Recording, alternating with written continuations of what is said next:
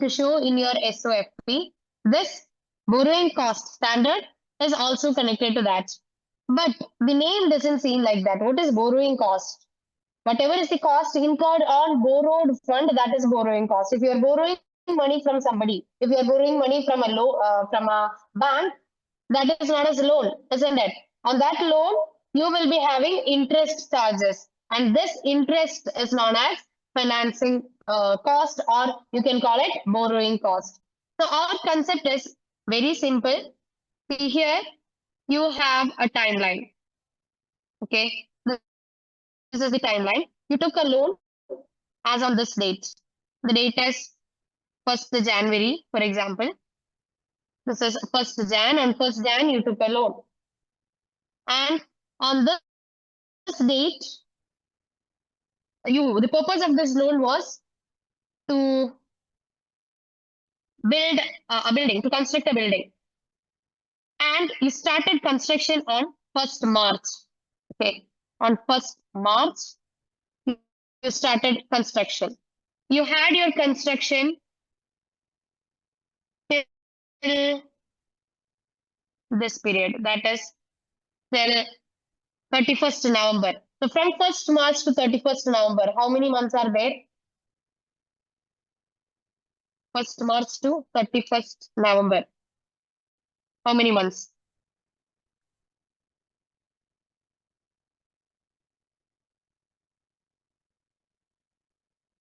10 months. Okay. Is it 10 months? Sure. 9 months. Yes. It's 9 months. So this 9-month period, you call it construction period. And after 9, the year end, after November, the year end is 31st December. 31st December. So my point is, this period from 1st March to 31st November, during this period, whatever interest charges that you incur based on the loan that you have taken for construction purpose. So your purpose must be crystal clear. You would have taken a loan for the construction of a qualifying asset. Qualifying asset means, here is the definition, asset which necessarily takes a substantial period of time to get ready for its intended use or sale. Okay, so any asset that takes significant period of time to get ready. Okay, for example, bridges, buildings, and any other items that takes time to get ready for its use. So usually, construction of building will be coming to your exam. And the situation is like this: on 1st January, you took a loan for 10 million. And in March 1st only, you are starting the construction. But what about this loan interest? It will not wait for you to start the construction. As soon as you take the loan, from that date onwards, interest charge arises every month. Okay, from 1st Jan to 1st February, you have 1 month interest. Then till 1st March, you have 2 months interest. So these 2 months interest, this interest will be shown in SOPL. Okay, as finance cost. We know all income and expense will be shown in SOPL. So likewise, this will be shown in SOPL as normal interest expense. Okay, you took the loan on this date. Then you started construction on this date. Then on 31st November, your construction ended. And 31st December is year end, FS preparation. Okay, so on this year end, when you are preparing statements, in your SOPL, you will be including the value of first 2 months, that is January and March, and this 1 month period. Okay, this 1 month also will be coming in SOPL as interest or finance cost. Okay, now you have an exemptional phase here, that is from 1st March to 31st November. This period is known as construction period, and during the construction period, whatever interest charges arises, that is for 9 months, if you have an interest charge for 9 months, whatever is the interest incurred, the interest will be capitalized. Capitalized means what? We discussed. Capitalized means it will be included within the value of asset and shown in SOFP. So it will be capitalized and shown in SOFP as non-current asset as part of this building. Okay, whatever you are constructing as part of the cost of this asset, you will be capitalizing this interest for this 9-month period, for this construction period. Okay, usually interest is an expense that comes in SOPL, but as per IAS 23, the rule we are learning is for a qualifying asset, if we took the loan for the purpose of construction of a qualifying asset, of a non-current asset. In that case, during the construction period, whatever is the interest arising, the interest for that period will be capitalized and shown as an asset in SOFP. Okay, the interest before this construction and interest incurred after this construction, those interests will be shown in SOPL. Okay. So 9-month interest will be, if the interest loan amount is 10 million, this is just an illustration. Loan amount is 10 million and interest rate is 10%. In that case, can you tell me the amount to be capitalized in SOFP and amount to be shown in SOPL? With the same example. Amount, any question can come. Amount to be shown in SOPL will be asked, or amount to be capitalized can also be tested. The amount to be capitalized is 10 million into 10% into 9 by 12 for 9 months. Then, is that the value that you get when you solve this equation? Ashit? Yes, okay, great. And what about the amount to be shown in SOPL? It will be 10 million into 10% interest. This interest is per annum. So for the remaining 3 months, okay, first 2 months before starting and 1 month after ending. So this will be shown in SOPL. Okay, so this is a simple calculation. You can score 2 marks very easily. Got it? So the only concept you need to understand from IAS 23 is this. The interest that is arising on the period of construction can be capitalized and the remaining interest will be charged to SOPL as a normal expense. Yes, very good. Then, now one more thing that can come from this part is, what if you took a loan of 10 million and you don't need the whole 10 million on 1st March. So you're investing something for this period from 1st February till 1st April. For this 2-month period or 3-month period, February, March, April. For 3 months, you are investing your funds. Okay, if you are investing 5 million out of this loan amount, then whatever is the investment income arising in this period, during this construction period, you will be getting interest income, isn't it? So the investment income arising in this period will be deducted from this capitalization amount. Okay, now the 75,000 that you got, if this is a second case, if you are investing during this period, that is, for example, maybe from 1st January onwards, if you are investing from 1st January till 1st April, in that case, whatever is the investment income that you generate during this construction period, that will be deducted from the capitalization amount. The net amount will be shown in SOFP. Got it? And the investment income that you receive from this period, during this period, that will be shown in SOPL itself. On construction period, if there is an investment income arising, that investment income will be deducted from the amount to be capitalized. That is the 75,000 that you have calculated now. Okay. Or 70,000, whatever. Okay, got it? This is the only concept from IAS 23. If you understood this diagram very well, then that's all about this IAS 23. Okay, it's a quick recap. Next, we have IAS 40, investment property. You already told me that this investment property will be considered whenever an asset, a non-current asset in a company is used for the purpose of rental or capital appreciation. If your objective is rental purpose or capital appreciation, in that case, this property will be treated as per IAS 40. As per IAS 40, the initial value will be at cost itself, just as IAS 16, whatever we discussed, initial measurement will be at cost. Cost includes so many figures: purchase cost, then installation cost, delivery cost, present value of dismantling, site overhead, all those things will be coming here also. So even if the asset is classified under IAS 40, as per IAS 40, initial cost is same as the initial cost calculation under IAS 16. Now, subsequently, here you have two models, that is cost model and fair value model. The fair value model is not same as revaluation model. Don't think like that. Initially for IAS 16, you had two models, cost model and revaluation model. But for this IAS 40 investment property, you have two models, but the second model, fair value model, even if it seems like it is similar to revaluation model, there is a huge difference. Let's understand. Once the model is chosen, it must be used for all investment properties. You cannot change the model.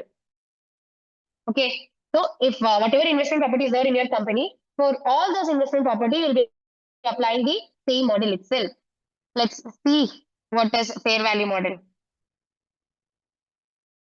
The commonly used model among these two is fair value model. Okay.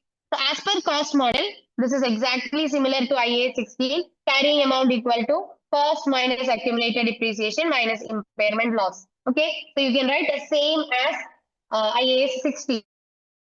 But when it comes to fair value model, under the fair value model, the asset is revalued to their fair value at the end of each year. Every year, you need to regularly do revaluation. Okay. And the gain or loss is shown directly to SOPL, not OCI. In revaluation surplus model, where we accounted for in IAS 16, the revaluation surplus was shown in OCI, other comprehensive income. But when it comes to the fair value model of investment property, the gain or loss will be shown directly in SOPL, not in OCI. That is an important difference that you need to keep in mind. And one more thing is, when you are following fair value model, there will be no depreciation. Okay, you don't need to calculate any depreciation. Got it? So this is the only thing that you need to understand from IAS 40. You have two choices, you have two models. Initially, you will be measuring it at cost itself. The journal entry will be recorded at cost. Subsequently, you have cost model and fair value model. As per cost model, you have to record the carrying amount in SOFP. Carrying amount in SOFP equal to cost minus accumulated depreciation. But if you are following fair value model, you will be recording the fair value in SOFP. In SOFP, every year, fair value will be recorded. And in SOPL, you will be recording the gain or loss. Okay, you don't have any adjustment to other comprehensive income here. And when you are following fair value model, you will not be calculating any depreciation.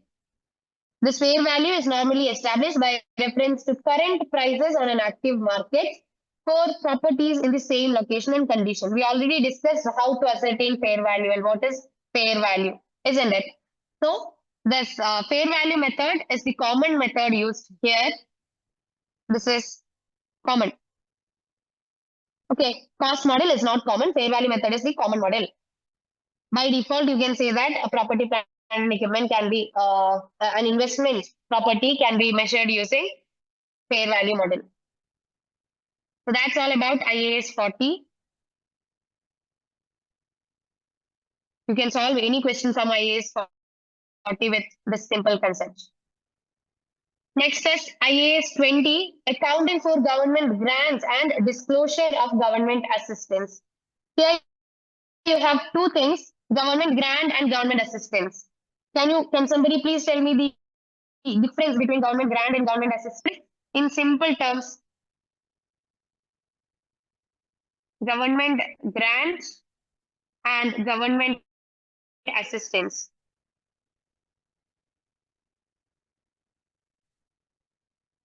Anybody?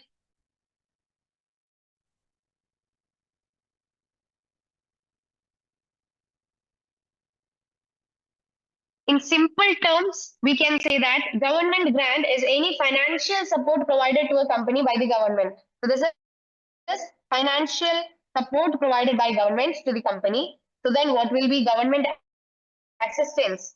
Any guess? If government grant is financial support, then what will be government assistance?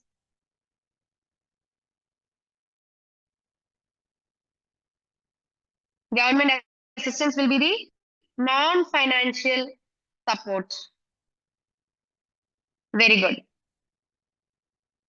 Okay, non-financial in the sense you can say in the form of some like what?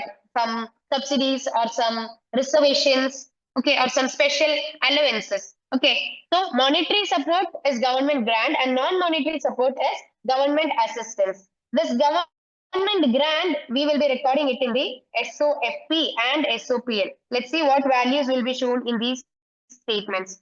Okay, you have adjustments to SOFP and SOPL. But for government assistance, no value will be recorded in the statement, but you have to disclose it in the disclosure note. Disclosure note or explanatory note is also a fifth statement, isn't it? So only you need to disclose about the government assistance. So our main treatment as per IAS 20, we are learning how to record for government grant, the financial support provided by governments to the company. When government is giving some money to the company, then how to treat this? Let's see. Government grants can be classified into two, that is revenue grants and capital grants. Okay. Revenue grant means anything that the government is providing for you to maintain your regular expenses. Okay. For example, your salary expense. Salary expense is a regular expense. It's not like a one-time investment for you. So for this, your SOPL expense, for meeting your SOPL expense, if government is giving you some support, that is known as a revenue grant. For example, contribution towards payroll cost, that is contribution towards the salary, that is revenue grant. Whenever there is a revenue grant, you can include this grant as an income in statement. Grant is equal to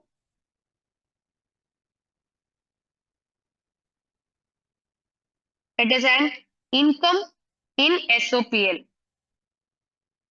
No, government assistance is not examinable. You just need to understand what is government assistance and just understand that the assistance will be disclosed in the statements. Okay. Yes. So here, government grant, if it's a revenue grant, then it will be shown as an income in SOPL. And if it's a capital grant, now what is capital grant? If government is giving you some fund to purchase a non-current asset, you can call it capital grants. If government is giving you a capital grant, then you have two methods. The first method is netting off method, and the second method is deferred income method. Okay, so these are the two methods that you can follow to account for the capital grants.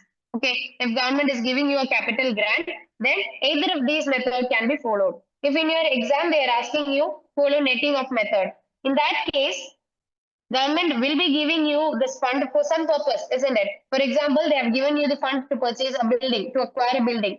In that case, whatever is the cost, the actual cost of the building, deduct the amount that the government gave you. And the net figure is shown in SOFP. Okay, I'm discussing about netting of method.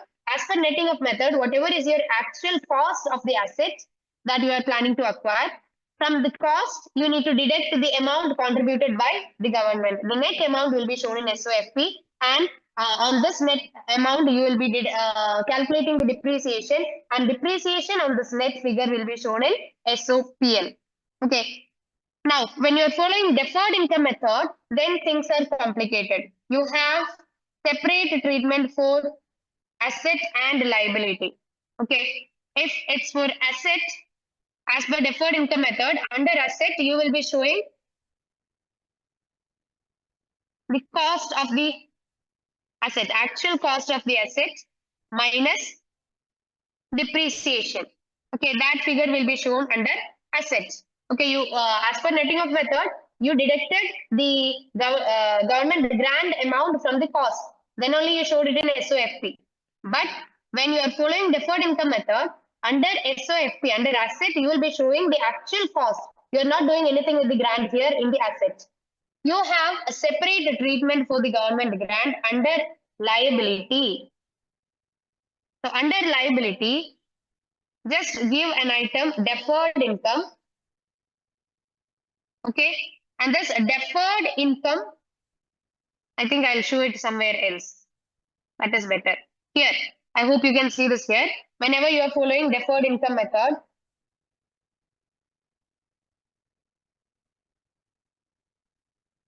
as per deferred income method, you have both a treatment for accounting for asset and liability. So for the liability part, you will be recording in SOFP the deferred income means the grant amount. So you can say grant amount, or you can call it the government grant as a this deferred income. Whatever is the grant that you received from the government, from that amount you will be deducting grant amortization. Grant amortization. Amortization is exactly same as you do depreciation, but this grant amortization is something different. So if your assets cost as 1 million and government gave you let's say 400,000. So in the liability section, you need to record 400,000 minus 400,000 divided by useful life of the assets. Okay, government grant means the grant received divided by useful life of the asset. That amount will be shown under liability as deferred income. Okay, and as asset, what will you record under deferred income method? As asset, you will be recording the carrying amount. Carrying amount equal to cost minus depreciation. Okay, so this is what happens in SOPL when you are following deferred income method and you choose when you're following deferred income method and in SOFP you have to record a liability and an asset. But what happens in SOPL?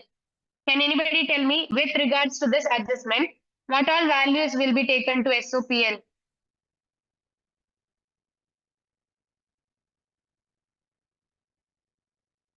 As per deferred income method. Yes, obviously depreciation will be there. So as an expense, you will be recording depreciation.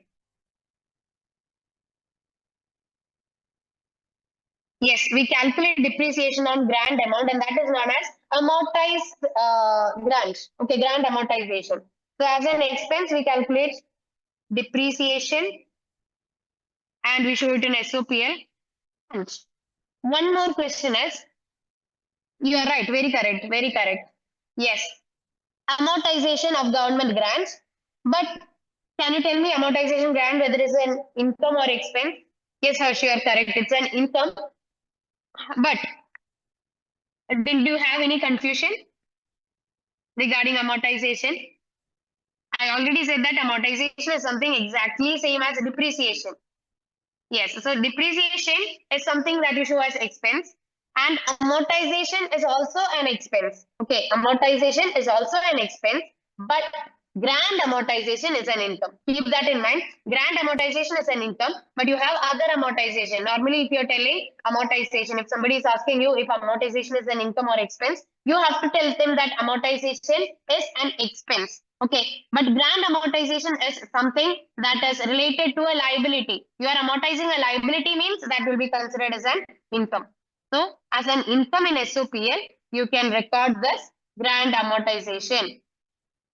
Grant amortization. What if the question asks to record initial value of grant? Initial value of grant is exactly the amount that you receive. Okay, whatever you receive from the government, that is the initial value. Got it? You don't have any calculations for that. If government is giving you 1 million, then 1 million is the initial value of grant. This is the subsequent treatment.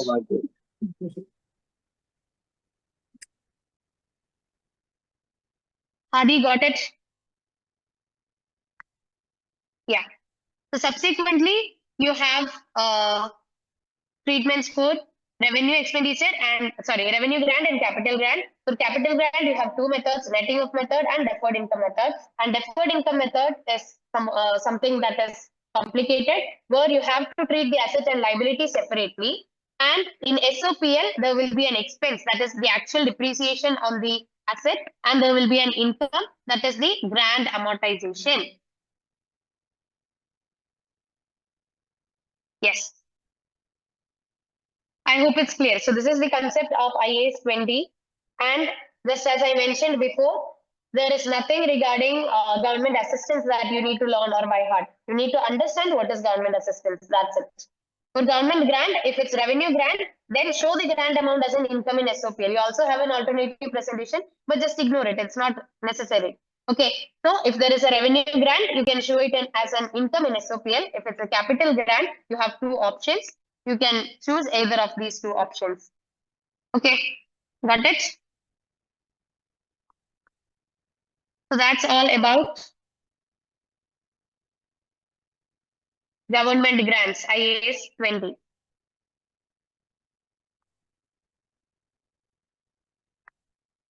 I hope you're all there with your repayment of grant is also not regularly tested. If repayment happens, then you have to reverse whatever you have done. You remove the non-current asset. Sorry, if you are following the netting off method, then in that case, from the net figure, you will be removing the amount of government grant received because you are repaying it. Sometimes there can be partial payment.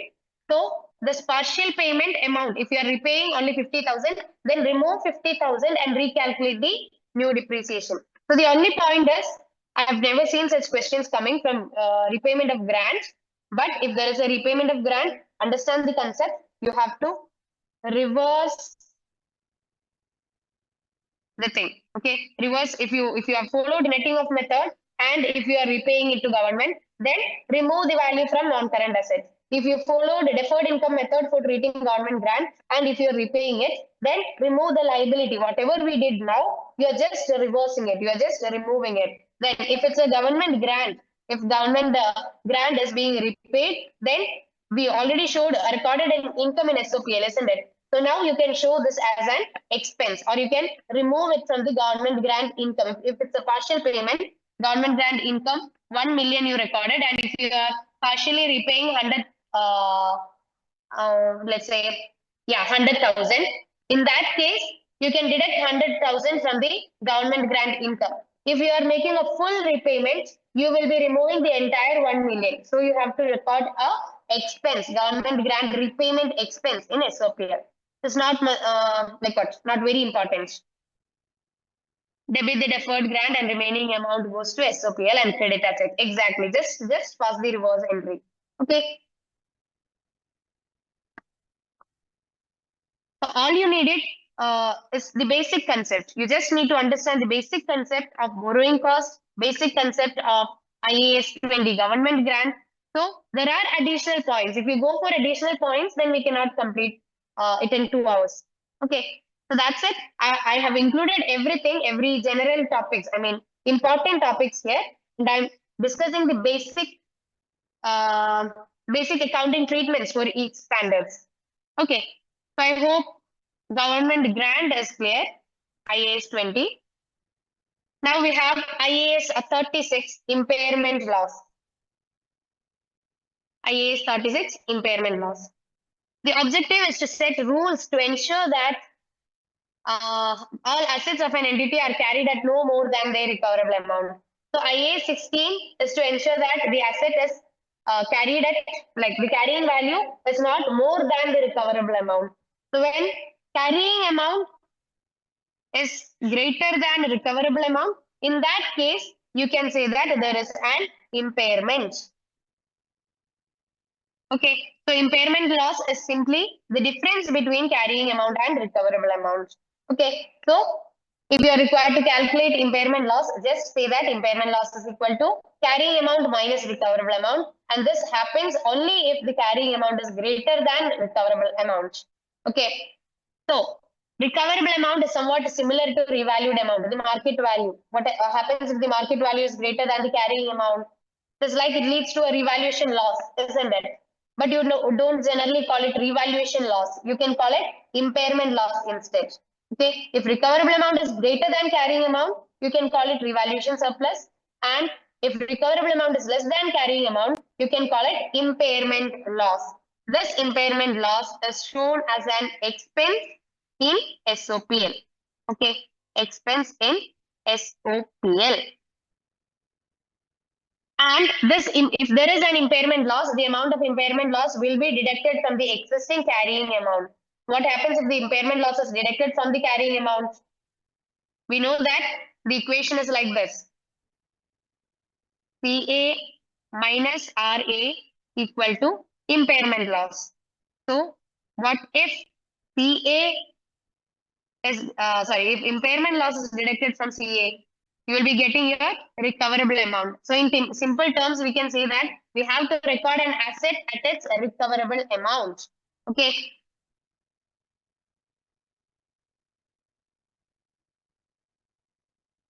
Now we need to understand what is recoverable amount and what is carrying amount.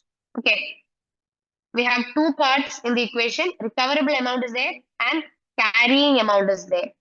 In recoverable amount, you will be taking a higher of value, and in carrying amount you already know the equation as the carrying amount equal to cost minus accumulated depreciation. So here you have the calculation of recoverable amount. Recoverable amount is higher of these two values, fair value minus cost to sell and value in use. Okay, fair value is generally, you can say that it's a market value. From the market value, if you deduct whatever is the expected cost to sell, then you'll get a figure. Keep it there. And you need to calculate the value in use. Value in use is the present value of future cash inflows. Okay. So you are comparing this value in use and fair value minus cost to sell. Whatever is the highest figure, that is the maximum amount that you can expect to recover from this asset, isn't it? So the higher of fair value minus cost to sell and value in use, that is known as recoverable amount, and carrying amount equal to cost minus accumulated depreciation.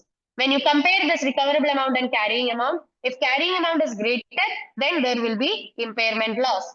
After impairment loss, an asset will be shown in the SOFP at its recoverable amount. Okay, that is the concept, the basic concept of impairment loss. But you have a few more important things to consider in IAS 36. Basically, impairment loss is equal to carrying amount minus recoverable amount, where carrying amount is greater than recoverable amount.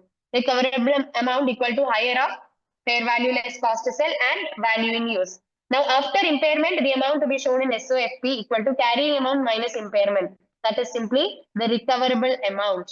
From this recoverable amount, you will be deducting the depreciation also. Okay. That is the concept of impairment loss.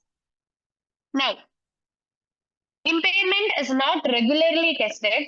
It is something like you have to do it only if there is an indicator. Just note this. Impairment is tested only if there is an indicator.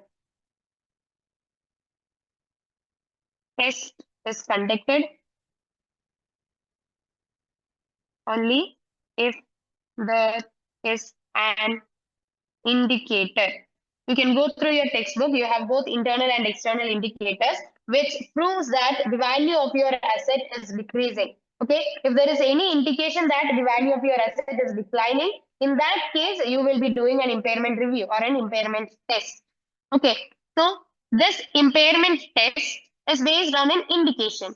Sometimes, even if there is no indication, you will have to do the impairment review. What are the three assets that require an annual impairment review? Annual impairment review is required for goodwill acquired at business combination, then an intangible asset with an indefinite useful life. We'll discuss about intangible asset in the IAS 38. Then an intangible asset not yet available for use. These are the three assets that you need to calculate impairment annually. Every year you need to consider the impairment test, even if there is no indicator. IAS 36 requires annual impairment review for these assets, irrespective of whether there is any indication of impairment. Okay, all other assets like plant and machinery, equipments, all these assets will be revalued only if there is a specific indication. But these three assets will be regularly tested for impairments. Then the recoverable amount should be calculated and the asset should be written down at its recoverable amount. We already discussed this. The asset will be written down in the SOFP. The asset will be shown at its recoverable amount. And the impairment loss should be immediately recognized in SOPL.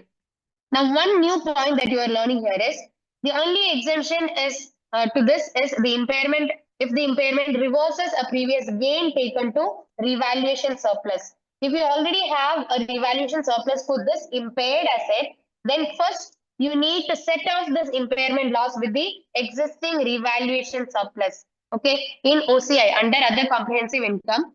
For the same asset, for example, you have a revaluation surplus of 5,000 and now you have an impairment loss of 8,000.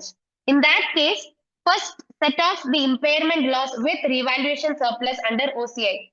Only the remaining value, the excess value over 5,000, what is that?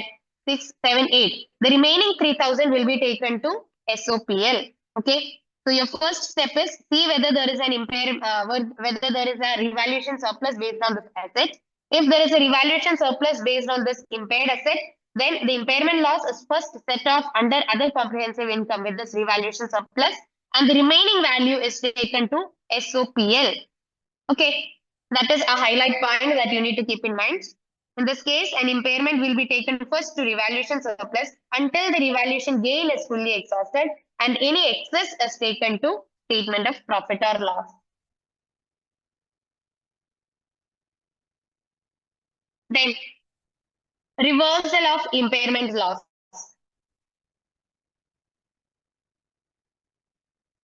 You have already recorded an impairment loss, let's say 8,000. From our previous example, we had impairment loss 8,000.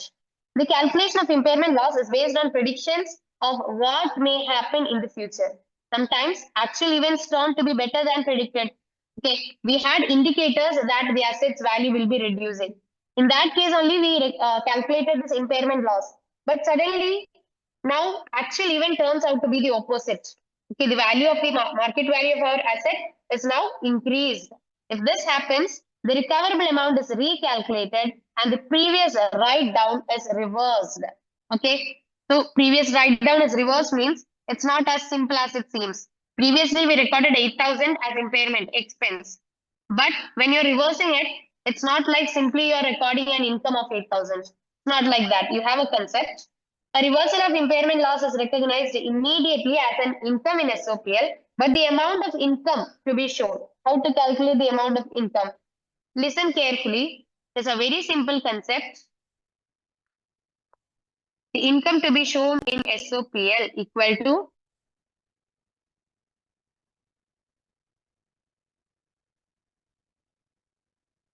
the difference between the new carrying amount, difference between carrying amount of assets without considering previous impairments, without considering first impairments. Okay, you already recorded an impairment loss. That is the situation. You have already recorded an impairment loss. And now for the second time, when you are revaluing your asset, it seems like your asset is having a higher value. Okay, so without when you had not considered this initial impairment from the cost, okay, from the purchase of the asset itself, we are calculating what would have been the carrying amount on this date. Just cost minus accumulated depreciation. You have no impairment to consider. Minus, you can say minus carrying amount by considering the first impairment. Okay, when you consider the first impairment situation, when you consider the impairment loss, what was the carrying amount? Okay, the difference between these two carrying amounts will be considered as an income, and this income will be taken to statement of profit or loss. Okay, so whenever there is a revaluation, always keep this concept in mind. whatever is the carrying amount, okay, we have already discussed the calculation of carrying amount in IA 16. Okay, as per IA 16, we know how to calculate the carrying amount of an asset. You need to calculate two carrying amount whenever there is a reversal of impairment.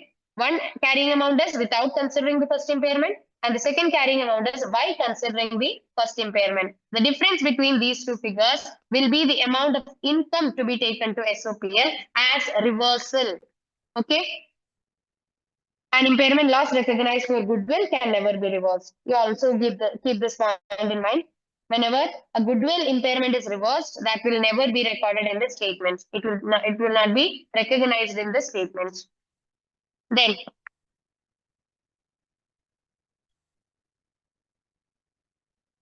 as part of IAS 36 itself, we have cash generating units, CGU. The smallest identifiable group of assets, you can say. Okay, you are forming a group of all assets in your company, and now this group is considered as a single individual asset capable of generating its own cash flow. Okay, so in this group, there can be building, plant, land, machinery, all those things can be included. This group of assets is now considered as a single asset. The impairment of a CGU is done by assuming that the cash generating unit is one asset and comparing the carrying amount of the CGU to the recoverable amount. So the total of the carrying amount of all these assets will be the total carrying amount, and the total of the what recoverable amount of all these assets will be total recoverable amount, and the difference will be total impairment loss. Now this total impairment loss must be allocated among all assets, isn't it? So this allocation has an order. I'll type it here. First, the allocation is to specifically impaired assets.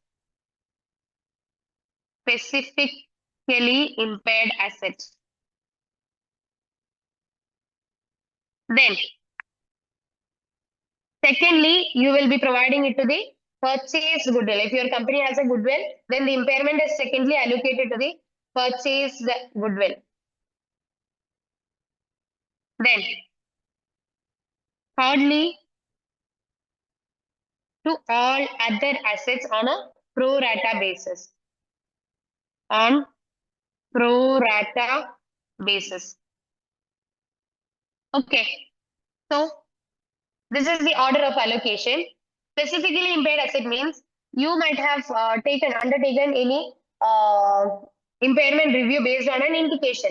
An internal or external indication must be there that the asset is reducing its value. So whatever asset led to this indication, whatever asset led to this impairment review, for that asset you will be allocating the maximum impairment. Then the remaining impairment will be secondly allocated to the goodwill until the goodwill is fully exhausted. Then even if there is any other remaining impairment, the remaining impairment amount is allocated to the remaining assets in the group based on pro rata basis. This is the allocation order. Okay. So that's all about IAS 36 impairment. Understand how to calculate recoverable amount, the higher of fair value minus cost to sell and value in use. And you will be comparing it with the carrying amount. The difference is considered as impairment loss. Impairment loss is taken to SOPL as an expense. Whenever there is a reversal of impairment, and income is shown in SOPL, which is the difference between carrying amount without considering impairment and carrying amount by considering impairment.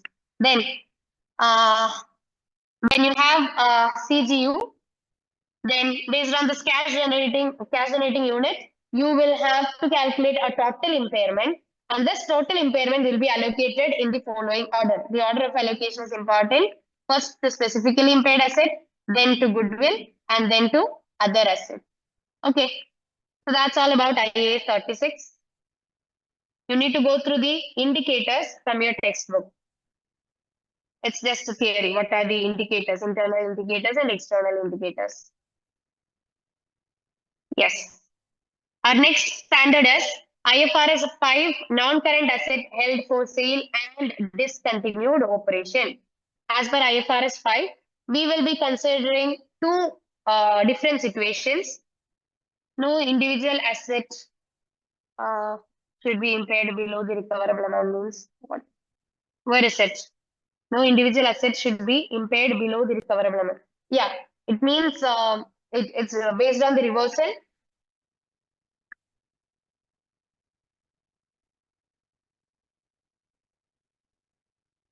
Where did you get this point from? What is it based on? From the textbook?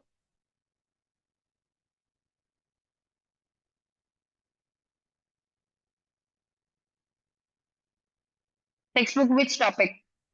Is it under the reversal?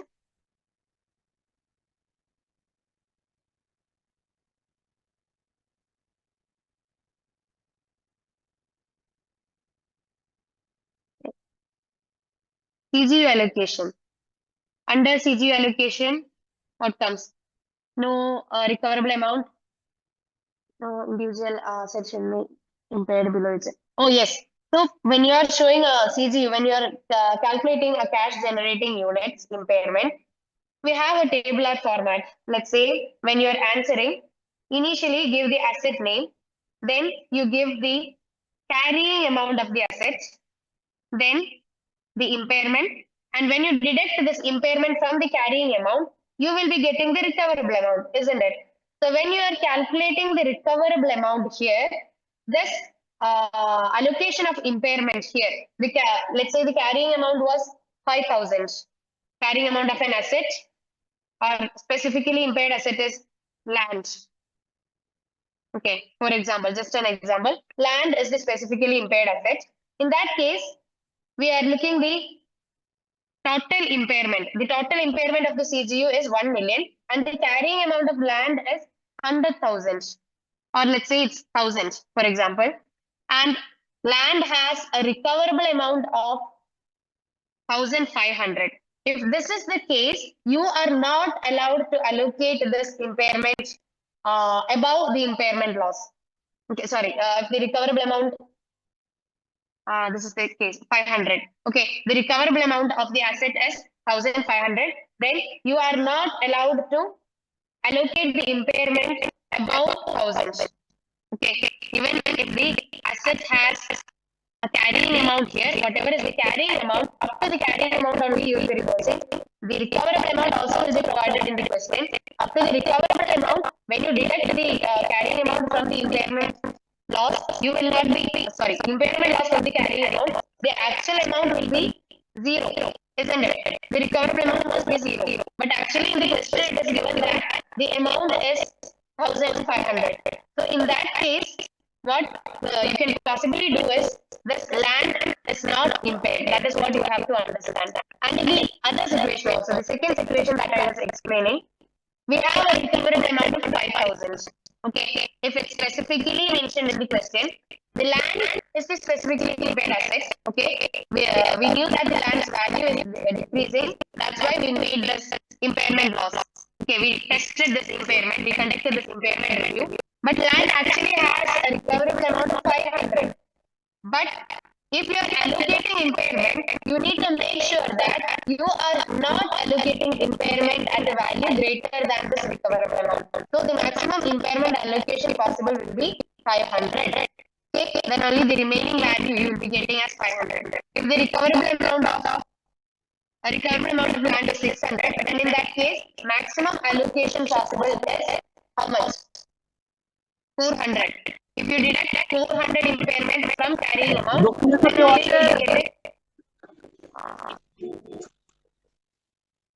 then only you will be getting 600 as recoverable amount. So the point is, first thing you keep in mind is whatever is the maximum carrying amount, up to the maximum carrying amount you can allocate the impairment. And secondly, you have to look whether the recoverable amount is given in the question. If a recoverable amount is given in the question, then you will be allocating a maximum of the remaining figure as impairment. First, we don't want to allocate it, right? No. There will be no impairment. In the first case, it will be like the reverse. This is the first case, 1,500, right? And you have an impairment. Just if you are understanding the pattern only, you will be calculating as per the order, the allocation is 1,000. But if this happens, then what will be the recoverable amount? It will be 0, isn't it? But it's not possible. We already have a recoverable amount given in the question, 1,500. And since recoverable amount is greater than carrying amount, there won't be any depreciation, sorry, any impairment. So the impairment loss will be 0. The situation where impairment loss arises is carrying amount greater than a recoverable amount. Okay. So in the second situation, you need to give more focus where there is impairment loss because recovered amount is less than carrying amount. But as per the allocation order, if you are going on allocating maximum to the capital, carrying amount, in that case, the maximum amount of allocation must be by preserving the recoverable amount. Okay, from the carrying amount, deduct the recoverable amount, the net amount will be the impairment. But this is only when the recoverable amount is given in the question. Usually in the question only total recoverable amount will be given. They will not be giving you the individual recoverable amount of land, building, plan and all. Okay, this is only in the case if the individual assets recoverable amount is given in the question. In that case, make sure that you are preserving this 500 and the remaining only will be the remaining difference between carrying amount and recoverable amount will be the impairment loss. Okay. That's it. You cannot calculate the amount of impairment loss greater than the recoverable amount because you can already recover this from the market, 500. Then what is the point in allocating impairment loss of the amount greater than this amount? Okay.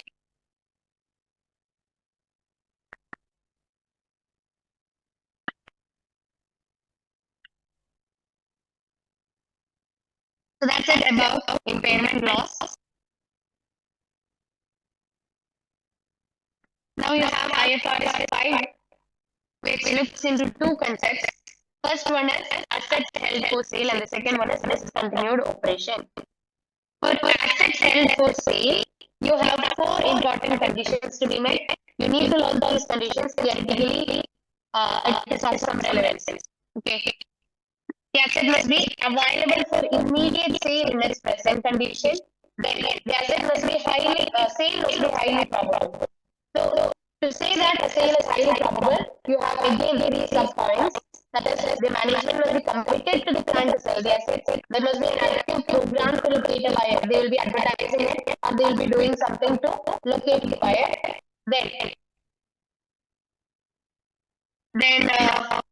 the asset is being actively marketed at a price that is reasonable. You cannot market an asset that at a price that you know nobody is going to pay. Okay, if you are marketing an asset whose actual value is 1 million, you are marketing it for let's say 10 million. So it's not possible to make a transfer. It's not possible to make a sale. So you need to make sure that it is marketed at a price that is reasonable. Then the sale is expected to be completed within 1 year. So when you are classifying an asset as held for sale, as on that date, your expectation will be you will be selling this asset within 1 year. That should be your expectation.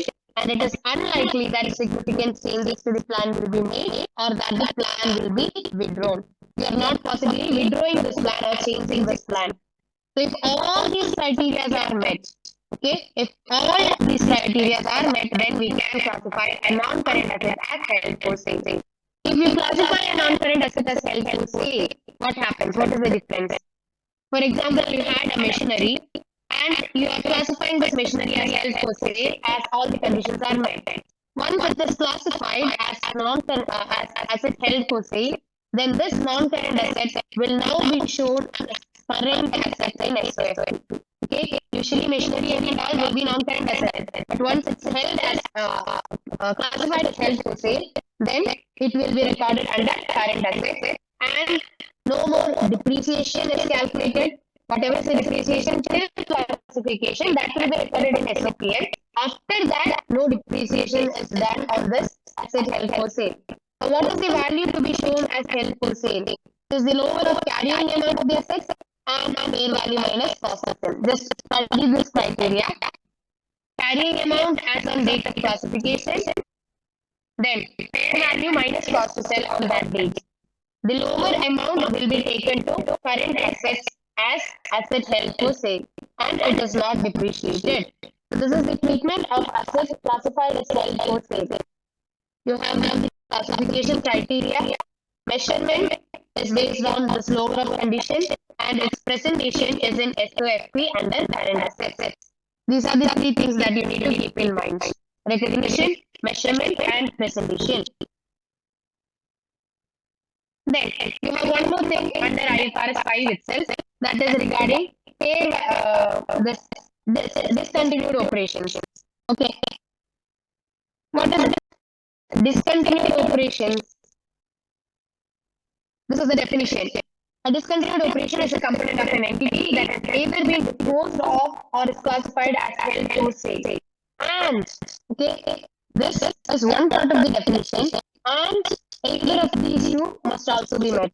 And it represents a separate major line of business or geographical area, or it is a separate subsidiary acquired exclusively with a view for resale. If this definition is met, if you have a subsidiary which is held for resale, and if you are disposing one of your division, if you are shutting down one of your division which is capable of separate business, separate operation, in that case, you can classify this as a discontinued operation. Users can see the performance of remaining operations, enabling them to predict future performance more accurately. So, whatever we are doing, that why are we classifying this under IFRS 5? This classification will help the users to identify what profit or loss is from the discontinued operation and what is the profit or loss from the continuing operation. You can separately make judgments and analysis. So, what is the amount to be shown based on discontinued operation? When you have a discontinued operation, an entity must disclose a single amount of the case of SOPL comprising the total of these two. You will be adding these two. What is it? First one is the post-tax profit or loss of discontinued operation. Profit is equal to income minus expense, isn't it? So the profit till the date of disposal. Okay. When you are disposing the asset on September, then from January to September, whatever is the profit earned by the company, whatever is the profit earned by the specific discontinued operation, that will be calculated separately, and you need to add the post-tax gain or loss recognized on the measurements. Okay, so it's simply you can say like this: profit after tax from this discontinued operation plus profit, or you can say gain or loss on disposal or sales of discontinued operation. Okay, that's it. So when you add both these figures, profit after tax from discontinued operation plus gain or loss on disposal of discontinued operation, the total figure will be shown as a single line item in SOPL. Okay, the disposal of assets constituting discontinued operation. It must be shown as a single line item on the face of SOPL. Okay, you can say profit from discontinued operation.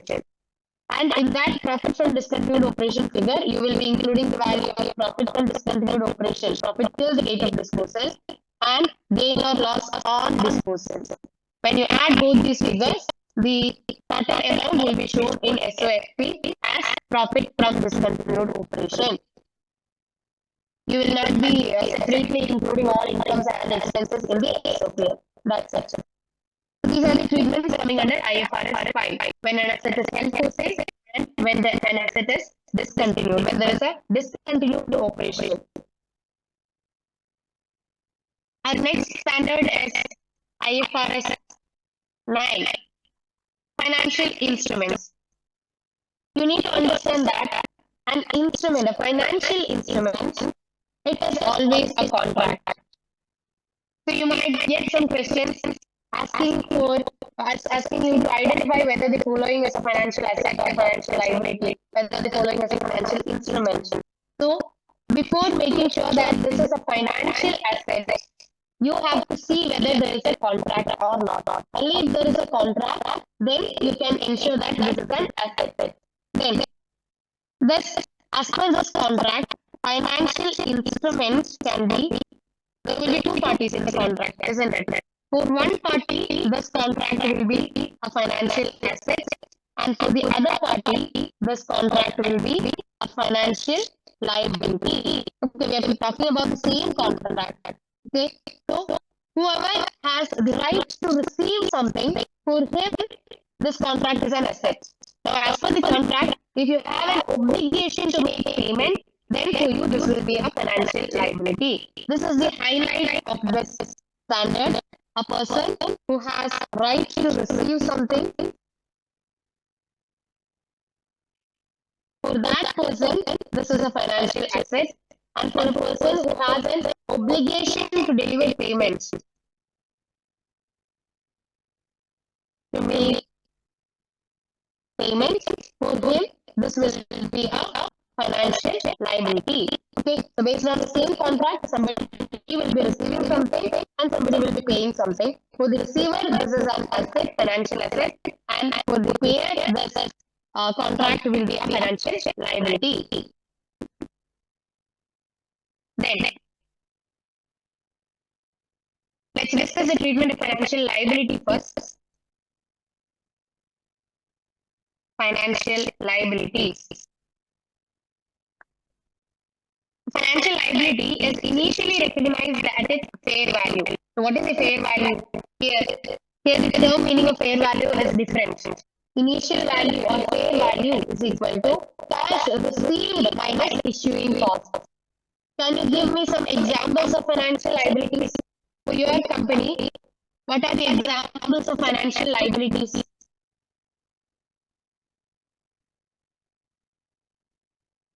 Yes, very good. A bond. When you are purchasing, when you are issuing a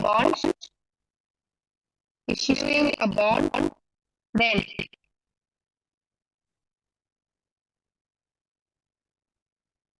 anything else?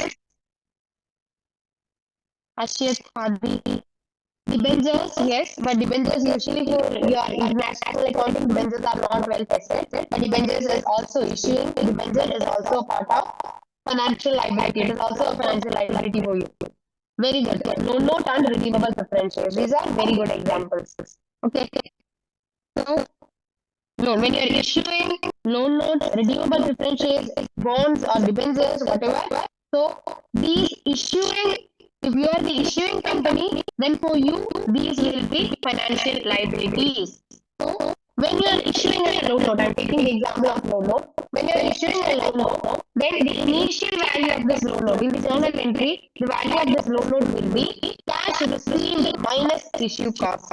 Whatever is the loan amount that you received, you are the issuer. You issued a loan note, and from the purchaser, from the investors, you received some money. So this cash received minus if there is an issue cost such as brokerage commission or anything like that, then the issue cost will be deducted from the cash received. The net amount is known as initial value. So initial value or fair value of financial liability equal to cash received minus issue cost. Then, subsequently, financial liabilities are measured at amortized cost. You have other model also, but it is not listed in financial reporting. In FR, just understand that financial liabilities will always be treated as per amortized cost model. Okay, for liabilities, for assets, you have all other models to learn, that is equity OCI and equity PL and that. But here, for liabilities, in financial reporting, you are basically following amortized cost model. As per this model, you have an equation to get the amortized cost or the final closing value. The final value will be initial value that we have calculated, cash received minus issue cost, initial value plus effective interest minus interest paid. That will be your closing value. Closing value. So this effective interest rate and your actual specific interest rate will be given in the question. Whatever is the interest rate, you will be calculating it. So how to calculate this effective interest? Keep in mind, effective interest is always calculated on initial value. Percentage is applied on initial value. This is where everybody goes wrong. And this interest paid, it is always calculated on nominal value. It is not calculated on initial value, it's calculated on the nominal value. That is the actual value of the instrument without deducting the issue cost and all on nominal value. Okay. So when you follow this equation, you will be getting the closing value of each year. So each year, whatever is the initial value, that will be recorded in the journal entry. Initial value will be part of your journal entry. Effective interest. Anybody? Where will you record this amount of effective interest?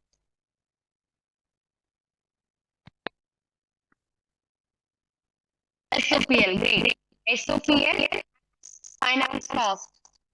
Okay. So effective interest will go to SOPL as finance cost. What about interest paid in which statement? Interest paid is just a cash outflow. So it is considered as a cash outflow in SOCF, statement of cash flow. It will not be recorded in SOPL. In SOPL, people get confused. This interest paid amount is shown in SOPL. No, the effective interest of this instrument is shown in SOPL, and the interest paid amount is shown in statement of cash flows. And whatever is the closing value that you get, that will be your non-current liability in SOFP. Okay, non-current liability. But in the last year, if your loan term is 5 years, then in the 4th year, the closing value that you are getting here, that will be your current liability. Okay, I'm giving you an example. Your loan term is 5 years. Then in the 4th year, the closing value that you get, that will be your current liability, because within 1 year, you are going to close this loan. And the 5th year closing value, you will be getting it as 0 always. Okay, so this is a simple method, but you can expect a question from IFRS 9 for about 99%. IFRS 9 is regularly tested for exams. You need to understand how to apply this amortized cost model and what all values will be taken to what all statements. In SOPL, effective interest will be taken, and this effective interest is calculated in the initial value.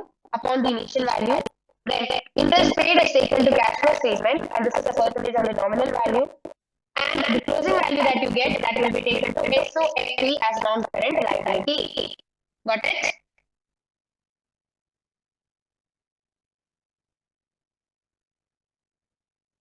Effective interest is on closing. You can say that effective interest on closing value, because initially effective interest, the first year's effective, this is a 5-year loan. First effective interest will be calculated on the initial value. And in the second year, the effective interest will be calculated on the second year's opening value. We can say the second year's opening. This is year 2. In year 2, you have the opening value here. The opening value recorded here itself will be the first year's closing value, isn't it? So for the second year, for the first year, you will be calculating it on the initial value. For the second year, you will be calculating it on the opening value, and the opening value itself will be closing value. So yes, your answer is yes, correct. You are correct. As previous closing equals yes. So if you are telling it, you have to say that the effective interest is calculated on the opening value. First year's effective interest is always calculated on the initial value. From the second year onwards, effective interest will be calculated on the opening value, and the opening value will be the closing value of the previous year. Good. Okay. I hope the concept is understood.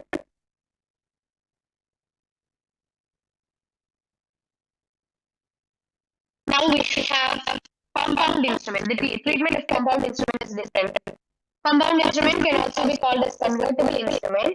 For convertible instruments, you follow split accounting, where in one financial instrument itself, you have a component of equity and liability, where there is a conversion option. For example, if I am issuing a loan note to Hadi, then for Hadi, I'm giving an option also. Okay, this repayment, if you want Hadi, I can repay you in the form of my own shares, or I can repay you in the form of cash. So the option is to the lender. I'm giving the lender an option for the repayment, whether it's in the form of equity shares or in the form of cash. So it's his choice. Based on his choice, I have to record two elements. I have a liability element, and suddenly if he is asking me to issue my shares, then I have an equity element also. So when you are accounting for compound instruments, that accounting treatment is known as split accounting. And as per split accounting, let's see what is the initial value and subsequent value. Initially, the liability is measured at fair value. The fair value here is the present value of future cash flows. Future cash flows means we know the interest paid is the cash flow. Whatever is the amount of interest paid every year, the present value of this future cash flow will be considered as the initial value. And this is the initial value of liability. Okay, initial value of liability equal to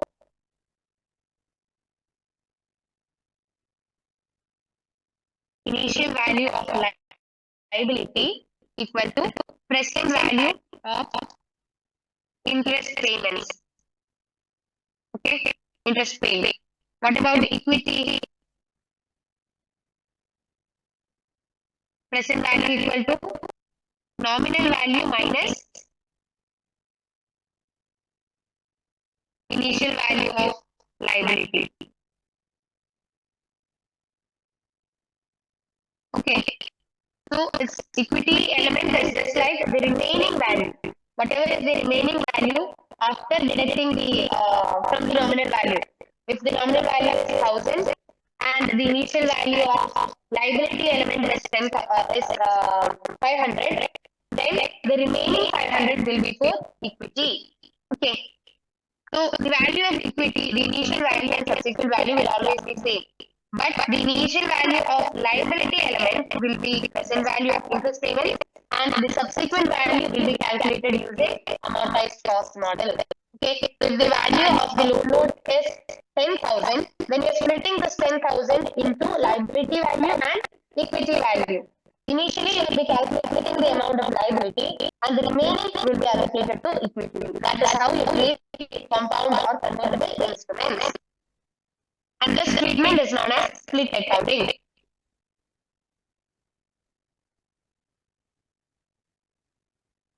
Yes, interest paid is same for every year except the last year. Interest paid here in this amortized cost method. This interest payment every year will be same amount, but in the last year you will be including principal amount. If this is a 5-year loan, then in the 5th year this payment will be, this cash flow will be interest paid plus your redemption premium, like what premium value or your par value, whatever it is. If the redemption is at par, then par value plus interest for the last year. That will be the amount coming under this figure, under this column. Okay.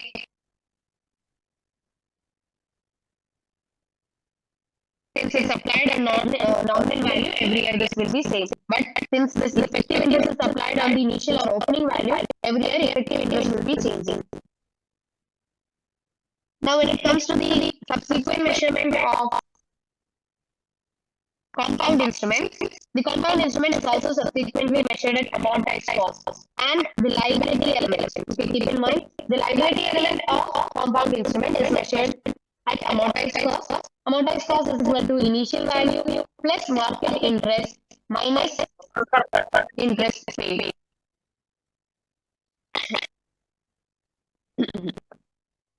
Okay, and I already discussed that the equity element, whatever is the initial value that we have calculated, the equity element is not remeasured and it remains the same value on the statement of financial position until the debt is redeemed.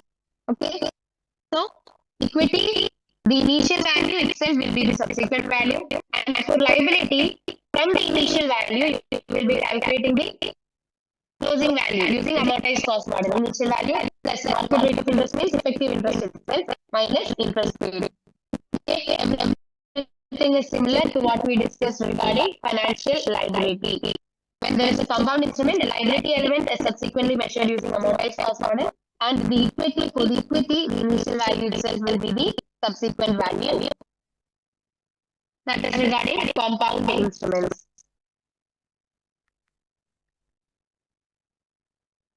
Next, we have financial assets. To measure financial assets, you have the three models. So initially, let's see what are the classification of financial assets. Financial assets can be equity instrument or debt instrument. If you are investing in another company's shares, then you can say that this is an equity instrument. If you are investing or purchasing some other company's loan or bond, then that will be a financial asset, but it's a debt instrument. Okay, so financial asset can be classified into equity instrument and debt instrument. Equity instrument means if you are investing in shares of another company, and debt instrument means if you are investing in bonds or loan note of another company. Investment means you are purchasing, you are the purchaser. Okay. So first let's see the treatment of equity investment. You have two options for equity investment. The first one is FVTPL and the second one is FVTOCI. If you are following fair value to profit or loss, this is the default category. This is the default model, and this model is chosen when your intention is short-term trading. Your intention is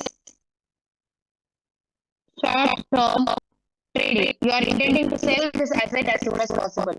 Okay. Then,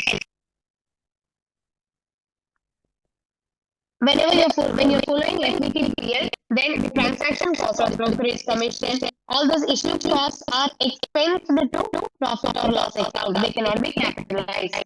Then the investment are then revalued to fair value. Every year, you will be calculating the fair value of this asset, this share. So what is the market value of the share? Every year you will be cost checking and gain or loss from the date of purchase till the revaluation date. If there is a gain or loss, that will be taken directly to SOPL.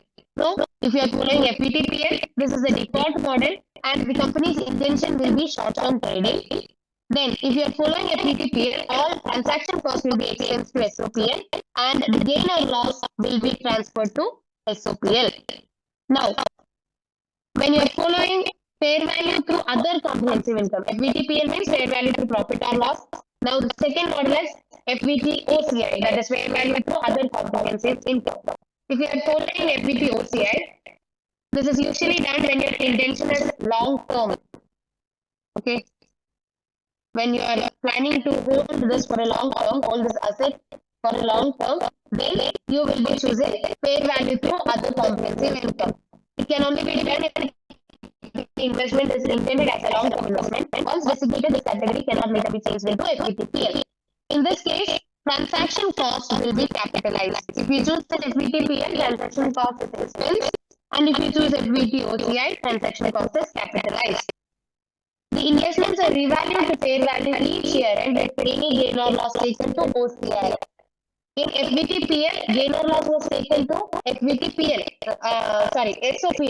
But if you are following FVTOCI, then the gain or loss is taken to OCI, other comprehensive income. If a fair value to other comprehensive income investment is sold, the investment reserve can be transferred to retained earnings or left in equity. So your intention is long-term trading or holding, isn't it? So when you are disposing this on a future date, when you are selling the shares on a future date, at that time your investment that you have included as in the reserve, whatever you have included in the reserve, it can be transferred to the retained earnings. Reserves means OCI. In the other comprehensive income, whatever amount you have recorded, this other comprehensive income value, this revaluation surplus will be transferred to retained earnings, or you can keep it there in the equity itself, in revaluation surplus itself. No issue. Okay, but it's better to transfer some revaluation surplus to retained earnings. When you're following FVTOCI, you will be capitalizing transaction costs, gain or loss will be taken to other comprehensive income, and when you are selling this FVTOCI held instrument, then on disposal, you will be calculating, you will be taking this OCI figure, whatever is based on this instrument, whatever is taken to other comprehensive income, that figure will be transferred to retained earnings.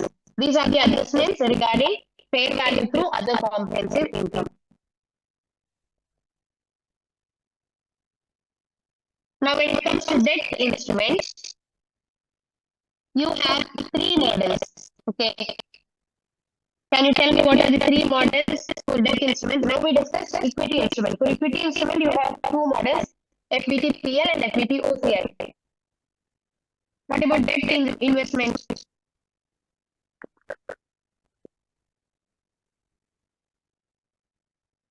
Which all models can you follow? Very good. You can follow FVTPL, FVTOCI, and amortized cost model. There are three options. Fair value through profit or loss, fair value through other comprehensive income, and amortized cost model, ACM. So how will you choose which among this must be followed? How can you choose the method? This choice will be made based on two tests, that is a business model test and contractual cash flow test. As per business model test, you are checking the objective of the instrument, whether your objective is short-term trading, long-term holding, or whether you are confused. You don't know whether to sell it or you'll hold it till maturity. You are confused. So these are the three options.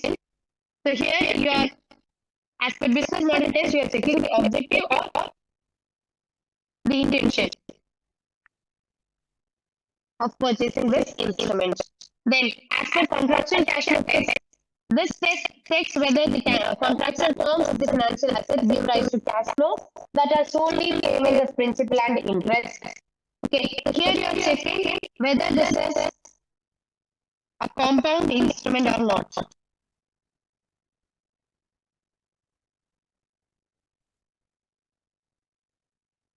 Or not. If it's a compound instrument, then the contractual cash flow test will be a fail. If it's a compound instrument, contractual cash flow test is fail. If it's not a compound instrument, that is, your payment will be only in the form of cash. You are paying interest in the form of cash. You are repaying in the form of cash. The payment is not in the form of equity. So if there is a compound instrument, then contractual cash flow test is fail. Then if it's not a compound instrument, then contractual cash flow test is passed. So based on these two test results, you will be deciding which method to follow. You have to learn this table. If your intention is to hold till maturity and your contractual cash flow test is passed, in that case, you will be following amortized cost model. Then if your intention is hold and sell, you will be holding for 1 or 2 years and after that you will be selling it. Okay, you are not holding it till maturity. In that case, and if the contractual cash flow test is passed, in this case you will be following fair value through other comprehensive income. In all other situations which doesn't meet this criteria, we are considering fair value through profit or loss, FVTPL. That is, if contractual cash flow test is a fail, you follow FVTPL. If your intention is short-term trading, then also you follow FVTPL. Okay, so these are the two situations where you follow amortized cost model and FVTPL, FVTOCI. If contractual cash flow test is passed and your intention is holding till maturity, you follow amortized cost model. If contractual cash flow test is passed and your intention is to hold and sell, then you follow FVTOCI. In all other situations, you will be following fair value through profit or loss. That's all about IFRS 9. You have two main classifications, financial asset and financial liability. And you have compound instruments where you have to split accounting. Do split accounting. You split between equity and liability. And in all these models, you already know what is FVTPL, FVTOCI, and amortized cost model. Now let's see what is the treatment of assets in using these models. We learned FVTOCI and FVTPL based on equity. We learned amortized cost model in financial liability. Now, how can we incorporate this in debt investments? The measurement of debt investments. Initially, if you are following FVTPL, you will be measuring the initial value of the instrument will be at fair value, that is at the nominal value itself, and the transaction cost will be capitalized. Sorry, transaction cost will be expensed to SOPL. Subsequently, every year you need to recalculate the fair value, and the difference between these two fair values will be the gain or loss taken to SOPL. Okay. This is very much similar to the equity instrument itself. Then, when you are following amortized cost model, there is a small change in your format or your formula. That is, here, pro forma for subsequent measurement looks like first. Subsequently, we know amortized cost model has an equation. Initial value plus effective interest minus interest rate. But here, when it comes to asset, amortized cost will be opening balance or initial value plus effective interest, interest income means effective interest itself, minus interest received, okay, payment received or interest received. So I will repeat it once again, initial value plus effective interest income minus interest received, that is the balance carried forward. So here this balance carried forward will be your SOFP value, then interest payment will be your cash, interest received will be your cash inflow, SOCF. Then interest income will be SOPL figure, that is an investment income. And this opening will not be shown anywhere. It's the first initial value to be shown in journal entry.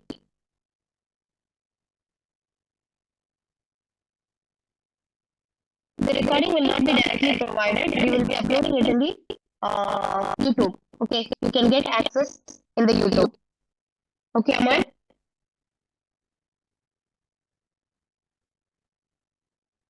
Yes.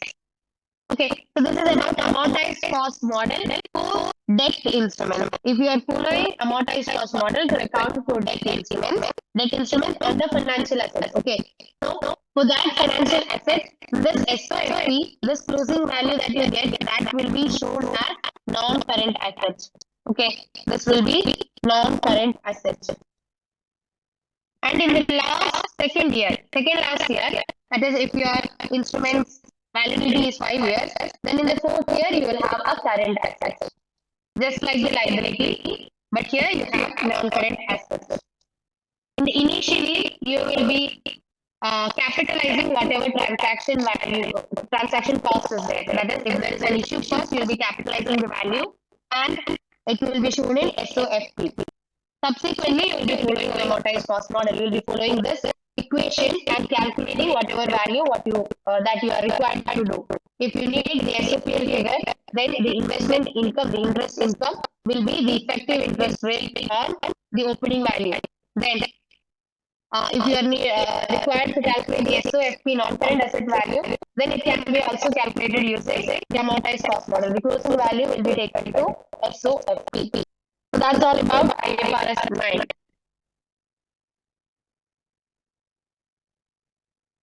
Now, next one is IAS 21 foreign currencies. Whenever your company has a foreign transaction, whenever there is an overseas customer or an overseas supplier, in that case, you will be following IAS 21 rules. There are 3 rates, okay, exchange rates. The first one is historic rate or spot rate. When you buy the asset or when you sell the asset, on that particular date, what is the exchange rate between these two countries prevailing? That will be given in the question. That is spot rate or historic rate. Then, on the year end, when you are preparing the statement, what is the rate, exchange rate prevailing on that date? That is closing rate. And you also have average rate, that is the average exchange rate throughout the accounting period. That is not tested in financial reporting. Don't worry about this. You only need 2 rates, that is historic rate, the date of transaction, and the closing rate, that is at the reporting date. These are the 2 rates that we need for calculation. Now we have 2 currencies, functional currency and presentation currency. You only need to understand the meaning. The currency of majority transactions, okay? The majority transactions is happening in which currency? That is known as functional currency. And the currency in which the financial statements are presented, that is the presentation currency. Maybe if for 2 months, if something regarding functional and presentation currency comes, you need to know what is functional currency and what is presentation currency. Then, before going into the initial and subsequent treatment of assets and liabilities, you need to classify them as monetary items and non-monetary items. Monetary items means items that can be easily convertible into cash. Items that are easily converted into cash. For example, receivables, payables, and loans. It need not always be asset. Monetary liabilities can also be there. So these easily convertible into cash, whatever assets or liabilities are there, that are monetary items, and there can also be non-monetary items that give no right to receive or deliver cash. For example, inventory, plant, and machinery. So these are assets which do not give rise to immediate cash receipt or payment, isn't it? So such items which are not easily convertible into cash, that are known as non-monetary items. Now, treatment as per IAS 21 will be based on this classification. Initially, both monetary and non-monetary items will be translated at spot rate. So when you are purchasing an asset, let's say a non-monetary asset on 1st April, then on that date, whatever is the exchange rate remaining, you will be translating it using that spot rate. And another example is if you are purchasing inventory is a monetary item. If you are purchasing an inventory from an overseas customer, at that date also you will be translating this invoice value at its spot rate, the prevailing historic rate. Then, subsequently, for monetary items, you have to see whether settlement is made during the year and whether settlement is not made during the year. If settlement is made during the year, then whatever is the settlement date, you have to retranslate it. Retranslate using spot rate as on settlement date. Then what happens if settlement is not made during the year?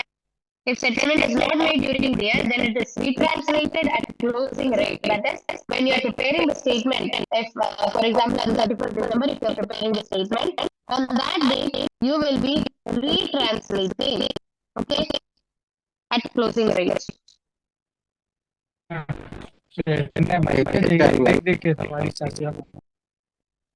Okay, so for monetary items, initially translated at the spot rate. Subsequently, you have to see whether settlement is made during the year or settlement is not made during the year.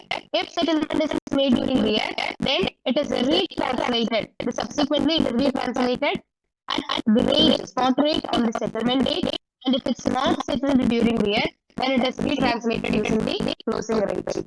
Okay. The next treatment is for non-monetary items.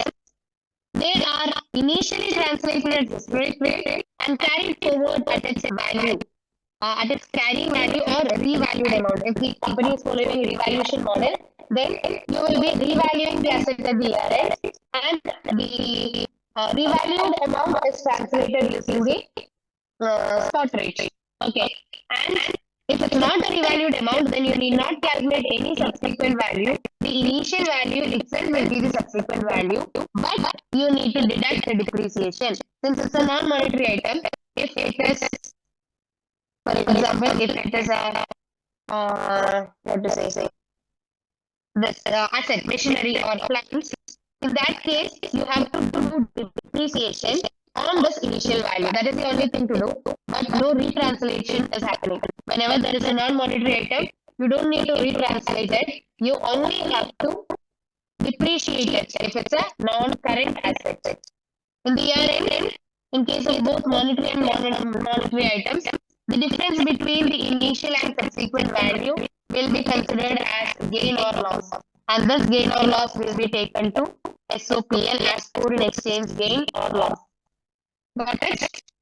So initially translated at spot rate.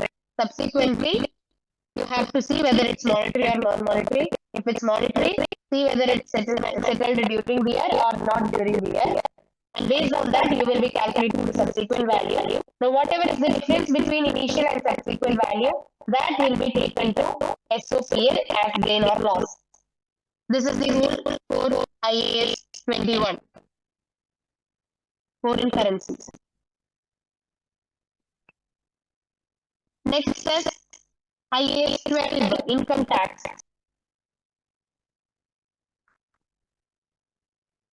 In income tax, you have to learn about current tax and deferred tax.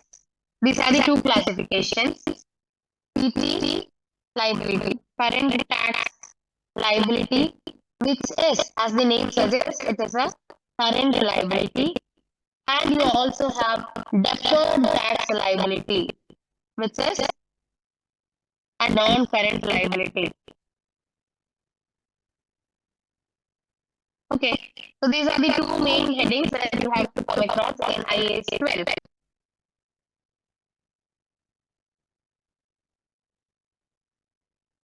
Current tax provision. Current tax, the only thing you need to understand is current tax is only an estimated figure. Okay, it is not the actual amount that you have to pay. This is based on estimates. Whatever is the estimated value for your tax for the current year, that estimated figure is known as current tax. And this current tax can be calculated as a percentage of taxable profit. So if I'm giving an equation, it will be like taxable profit into tax rate. Okay. When you apply this equation, you will be getting current tax estimate. Okay, or current tax provision. Your journal entry is debit income tax expense. You will be recording this value in SOPL, and the same value will be taken as a current liability in SOFC. And what is taxable profit? The profit that is calculated based on tax rules. That is taxable profit. Okay, so that's about current tax. Now, you need to understand what is under provision and over provision. Since current tax is an estimated figure, it is not always necessary that the current tax amount itself will be the actual amount of tax payable. So, if initially actual payment is less than the estimated figure, you need the previous slide. Is it done? Yes. We have both under and over provision. If your actual liability is greater than, if actual is greater than estimate, then in that case, what can you call it? Is it overestimation or underestimation?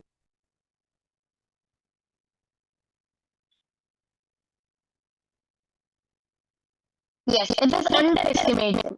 Underestimation. Actually, your liability was 10,000, but you estimated only 8,000. In that case, you need to create an under provision. Under provision.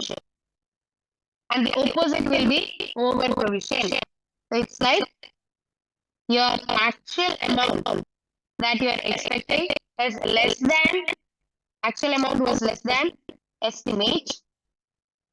In that case, you will be recording over provision. This is overestimation.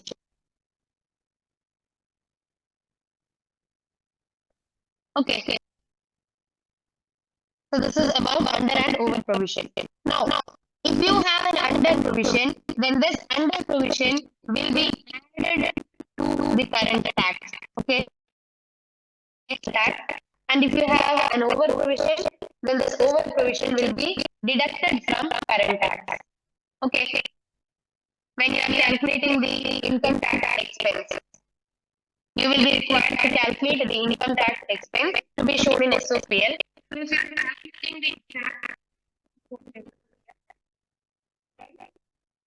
Previous year will be added, and over provision, if there is an over provision, it will be deducted.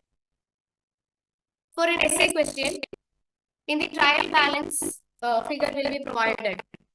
Trial balance, if in the you have two columns, debit and credit columns.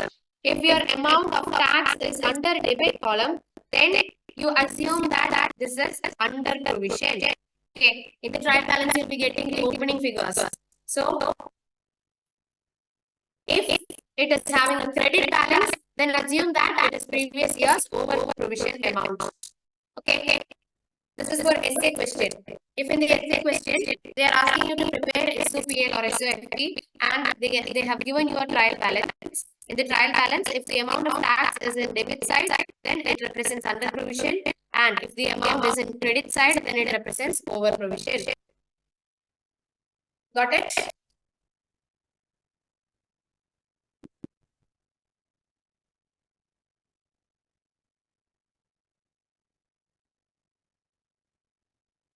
Yes. Then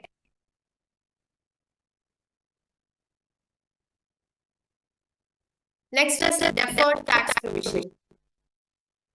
Deferred tax is the estimated future tax. Okay, deferred, the term meaning deferred itself is something regarding future. You are making a payment in future means that is deferred payment. Okay, so that like that, this is deferred deferred provision where the assets, where the tax liability is deferred. You are not paying the tax now, but you know that on a future date you will incur tax on this figure. Okay, so this deferred tax arises only when there is a temporary difference, and this difference is between taxable profit and accounting profit. Accounting profit is calculated by companies based on accounting rules and principles, and taxable profit is calculated by the tax authority for the company based on tax rules. Okay, so there will be a difference between tax rules and accounting rules, and hence this will lead to a difference in taxable profit and accounting profit of the same company. If these are permanent differences, you have to go through what is permanent difference. If there is permanent difference, then you will not be calculating deferred tax. Instead, you will be simply adding back all those disallowed expenses. Some expenses, this tax authority will not be allowing you to deduct. For example, fines, penalties, and all. You will be deducting it from your SOPL. Okay, you in the sense company will be deducting it from the SOPL, but tax authority is not permitting it. So this disallowed expenses you will be adding back. That is the only adjustment for permanent differences. But there are some temporary differences. But in this case, you will have to calculate a deferred tax on this temporary difference. Okay, let's see what are the temporary difference and how to calculate a deferred tax provision. The main reasons for temporary differences are: one is short-term timing difference. It arises mainly because of the difference in tax computation under accrual basis and cash basis. So tax authorities, they usually follow cash basis, and companies, they follow accrual basis of accounting. So due to this change in basis of accounting, they will have a short-term timing difference. If today you are not paying tax on this profit, tomorrow when the cash is actually paid, HMRC will also be considering that as taxable profit. Okay, so that creates only a temporary difference based on cash basis followed by tax authority and accrual basis followed by company. And there can also be one more reason, that is accelerated capital allowance. So just understand that I'm not going deep in this concept because you have a lot to learn. So the thing is, instead of depreciation expense,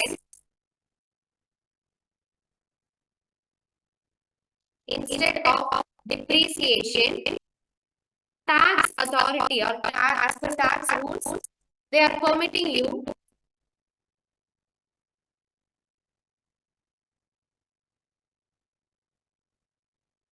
something called capital allowance or tax allowance. Okay, so the company have calculated depreciation using reducing balance method or straight line method, and you have deducted this as an expense. But tax authority is not permitting you to deduct this depreciation as an expense. This is a disallowed expense. But instead of this depreciation, they are giving a similar item called capital allowance. That will be given in the question itself. You don't need to calculate capital allowance and all. But understand that due to this difference also, there can be a temporary difference arising. Now, whenever there is a taxable temporary difference or deductible temporary difference, you have to calculate deferred tax. Let's see what is taxable temporary difference and deductible temporary difference. If carrying value of an asset, that is the carrying value calculated by company,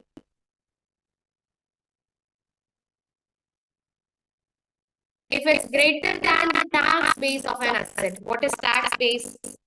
Tax base is the carrying amount calculated by tax authority.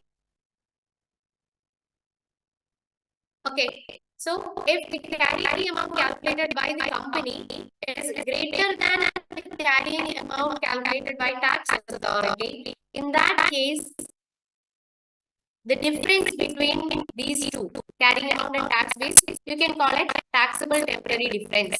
And this difference, when you multiply this difference with the tax rate, you will be getting deferred tax liability. Whatever is the tax rate, you will be applying it. So you will get a deferred tax liability. And this deferred tax liability is a non-current liability.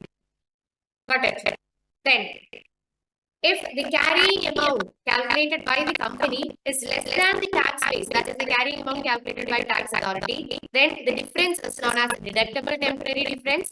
And when you apply a percentage on deductible temporary difference, the tax percentage into deductible temporary difference is equal to deferred tax asset, and this is recorded as a non-current asset in SOPL. Non-current assets in SOPL. Okay. And one more thing that you have to note that deferred tax arising on revaluation surplus. If an asset has revaluation surplus, whatever is the figure in the other comprehensive income based on revaluation surplus, on this revaluation surplus, you will be multiplying this tax rate and there will be deferred tax on revaluation surplus. It will be added to the deferred tax calculation. To the total deferred tax value, you will be adding this revaluation deferred tax on revaluation gain. This means that the deferred tax related to revaluation gain should be recorded in OCI. That is, if there is 10,000 revaluation surplus in OCI and 10% is the tax rate, in that case, 10% on 10,000 will be 1,000, and this 1,000 is deferred tax liability. This will be deducted directly from the overall 1,000, overall 10,000, and the remaining 9,000 will be taken, will be shown under other comprehensive income. So always understand that whenever there is revaluation gain, on this revaluation gain, you will be multiplying the tax rate and you will be calculating deferred tax on revaluation surplus. Got it? So that is all about IAS 12 income tax. And this format, this is very, very important. You need to learn this format. In SOPL, they will be asking you what amount is to be shown in SOPL as income tax expense. Amount to be shown in SOPL is equal to current tax plus under provision minus over provision. Means there will be either under or over provision. If there is under provision, you will be adding it. If there is over provision, you will be deducting it. And the increase or decrease in deferred tax liability, you will be checking the difference between opening and closing deferred tax liability. Whatever is the difference amount, this increase or decrease, it will be the balancing figure. It will be taken to the income tax expense calculation. Okay. So, increase in deferred tax liability will be added and decrease in deferred tax liability will be deducted. So simply you can say that the aggregate total of current tax, then plus or minus under or over provision, plus or minus increase or decrease in deferred tax liability equal to tax expense to be shown in SOPL. Okay, and this deferred tax closing balance, this will be the non-current liability in SOFP. This current tax will be the current liability in SOFP. Got it? This format is very, very important. If you understand this format, if you have this format in your mind, you can score full marks from IAS 12.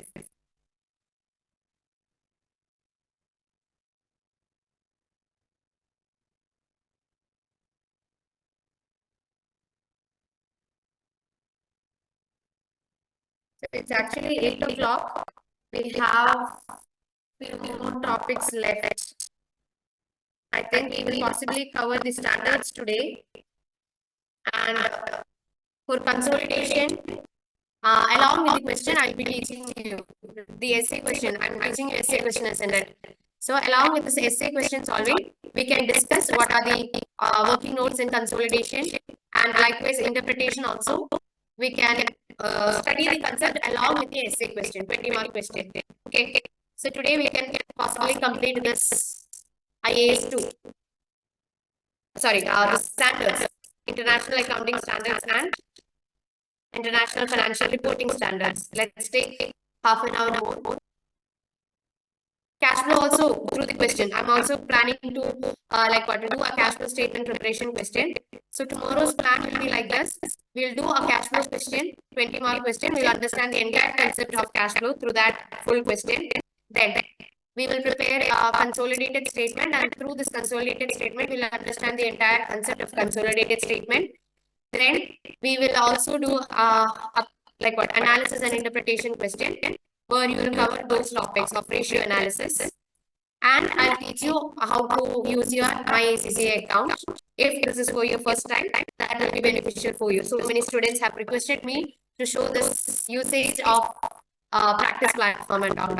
So we can keep this as a plan for tomorrow. Today, let's complete all standards.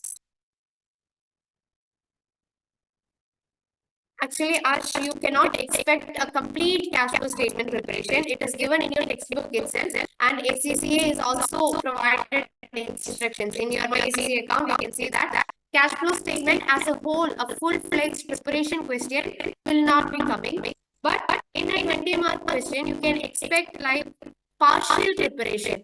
You are preparing cash flow statement in two parts. Maybe the first part they will be asking you. Okay. So partially you can expect in the past exam, in previous year September exam, my friend appeared and he got this cash flow statement for his 20-mark question. But it was not cash flow preparation. There were like sub questions, section like A question for 5 marks to calculate cash generated from operation. B question to calculate this analysis and all those things. It was not a full-fledged preparation question. Okay, preparation will not be coming.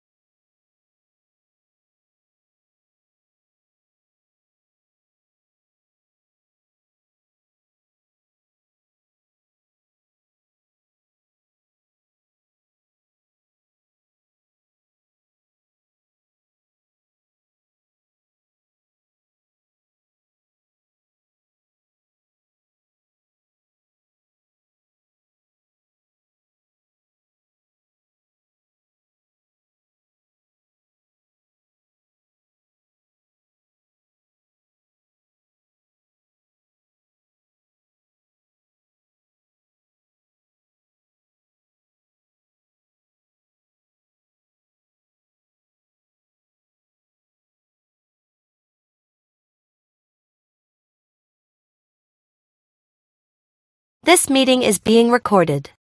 So these are the treatments coming under IAS 41, Biological Assets and Agricultural